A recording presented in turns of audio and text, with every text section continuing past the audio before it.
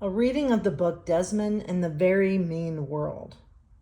And this is written by Archbishop Desmond Tutu and Douglas Carlton Abrams and illustrated by A.G. Ford.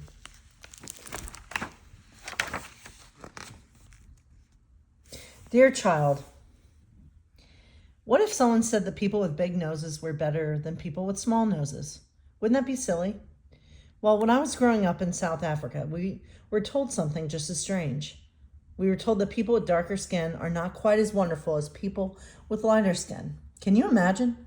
But that's the way it was for a long time, and many mean things were said and done during those bad days. You're about to read a story about a young boy named Desmond who looks a lot like me, although he doesn't have all this funny gray hair. In this story, Desmond learns the power of words and the secret of forgiveness. Desmond was very proud of his new bike.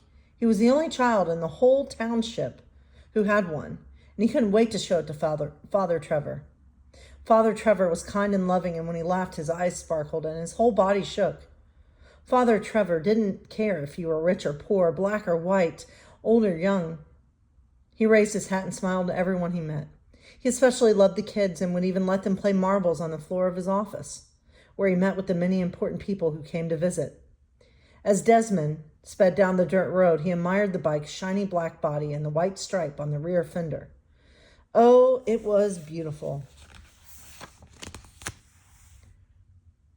When he turned the corner, he saw a gang of boys, and they saw him. They stepped into the road and blocked his path. He didn't dare stop.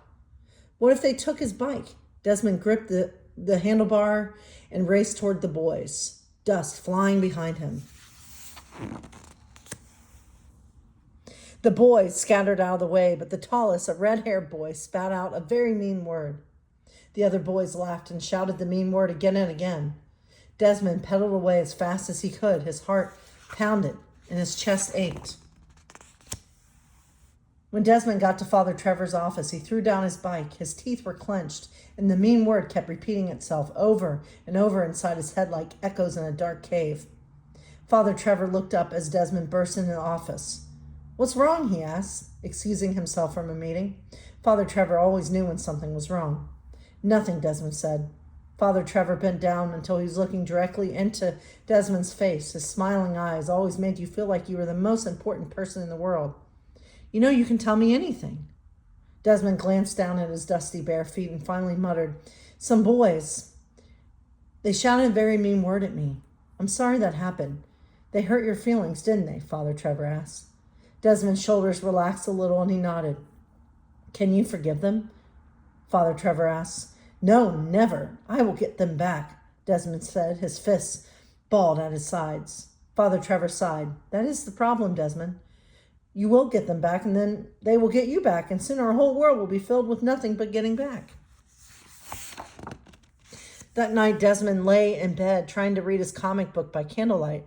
Instead of the words on the page, he kept seeing the mean word written over and over again. The next day, no matter how fast he pedaled to school, Desmond couldn't leave the mean word behind. All day, the mean word followed him like a shadow in the hot sun. As he rode home that afternoon, he saw the boys again. His hands and face felt hot.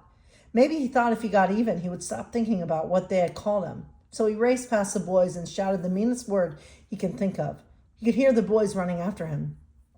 Desmond pedaled hard, his heart pounding. Finally, he looked back. The boys had given up the chase.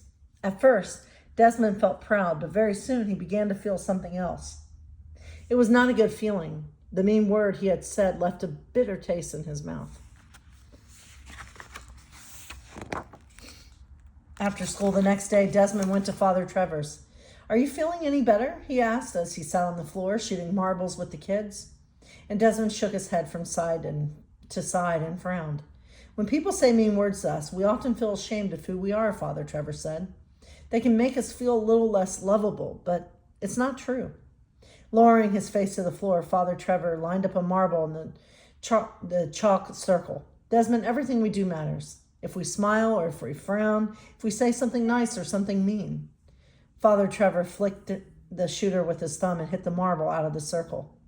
"When we hurt someone," Father Trevor said as he got up, "it hurts us too." That night, Father Trevor dropped in to see Desmond's parents. Desmond carried a pot of tea into the living room and they went outside. Usually he would try to listen to what the adults were saying, but tonight he just wanted to be alone. Sitting on the doorstep, Desmond looked up at the starry sky, an empty ache in his chest. He thought he could even see the mean word written on the face of the moon. "It's a very nice bicycle you have," Father Trevor said as he sat down next to Desmond. The black paint gleamed in the moonlight. Desmond had forgotten to show his bike to Father Trevor. It didn't matter now. He just shrugged and turned his back. He didn't want to talk, not even to Father Trevor. "Still thinking about that mean word?" Father Trevor asked. And Father Trevor looks a lot like Barack Obama. Okay, sorry. All right, so Desmond slowly nodded. Well, President Obama. Okay. Desmond slowly nodded. "Our hearts are fragile and easily hurt. This is why we are given a way to heal them. It's called forgiveness." "How can I forgive them? They haven't said they're sorry." "You don't need to wait until someone says they're sorry to forgive them. You have the power to forgive whenever you are ready." "I'm not ready," Desmond said. "Well, that's fine, Desmond. Only you will know when you are." Father Trevor got up to leave. Desmond felt a lump in his throat. Father Trevor said very softly, "Let me tell you a secret, Desmond. When you forgive someone, you free yourself from what they have said or done. It's like magic." A week later, Desmond was riding his bike down the street when he saw the boy with red hair surrounded by two older boys. "That'll teach you," one of them said, dunking the head of the red-haired boy into a bucket of water. Seconds later, the boy managed to raise his head, his wet hair standing up like a carrot top. He looked like he was about to cry. A woman appeared at the door. "Leave your brother alone. You're as bad as your father. Now get in the house before I..." She didn't finish her sentence before the brothers were inside and the door had slammed shut. To Desmond's surprise, he felt sorry for the red-haired boy. A few days later, Desmond ran into the neighborhood market to buy his father a newspaper. Out of the corner of his eye, he saw a flash of red. Turning, Desmond realized it was a red-haired boy. He was standing alone in front of the candy counter. It was filled with lollipops and delicious chocolates. Desmond wanted to say something, but what? Thinking of the mean word he had shouted at the boy, Desmond finally blurted out, "I'm sorry for what I said." The boy looked at him, speechless. Finally, he stammered, Desmond didn't need the boy to say he was sorry. It would have been nice. But as Father Trevor had said, it really wasn't necessary. "I forgive you," Desmond said quietly. As soon as the words were out of his mouth, Desmond felt a little stronger and a little braver and stood up a little taller. After buying the newspaper, Desmond went outside. The red-haired boy was sitting on a milk crate under a shady tree. The boy stood up and moved toward him. Desmond froze. The boy looked around to see if anyone was watching and then handed Desmond a piece of candy. For just a moment, Desmond looked into the other boy's eyes and smiled. Then he hurried to get back on his bike, first popping the piece of chocolate in his mouth. As the sun set behind the houses, Desmond pedaled home fast, not out of fear, but out of joy. The cool wind felt good against his face. He wanted the sweet taste of chocolate on his tongue to last forever. Slowly, he spread his arms out wide as if he were flying. At last, Desmond knew what it felt like to be free. It was as if he could embrace the whole world in his outstretched arms. And Desmond Tutu says the story was actually inspired by something that actually happened to him when he was growing up in South Africa. Father Trevor is based on Father Trevor Huddleston, who was his childhood hero and really would let children play marbles in his office. Father Trevor mentored Desmond and countless other young kids. When Desmond was sick in the hospital for 20 months, Father Trevor came to visit him, one poor boy in his whole parish, every single week.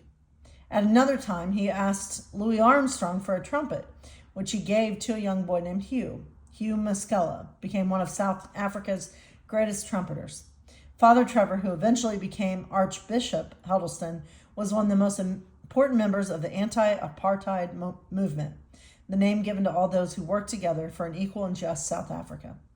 He truly did care about everyone and in so many ways taught us the secrets of love and forgiveness. So, Desmond Tutu says he writes this book in his honor and in his wife's Leah honor. And him and his wife named their first son Trevor. Thank you so much, my friends. God bless you.